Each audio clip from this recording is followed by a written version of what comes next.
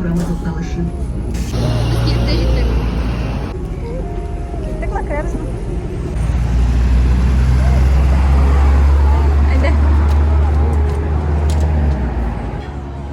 Донорбокс кафесінің майданы біз ойлағаннан біраз кішкенерек болып шықты, әмі біз өзіміздің оңайлы хис еттік. Менюдан керекті әйбірлерін сайлап алырға мүмкін, үстеме сатылып тұрған әйбірлер де бар, харма жемішлер һәм башқасы.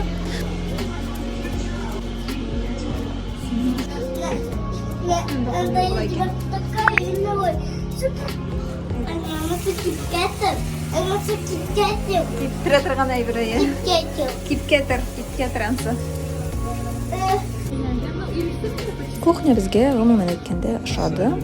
Салатлар да, ясма ашы, итлі, дүгілі екінші аш та барысы да бізге ұшады.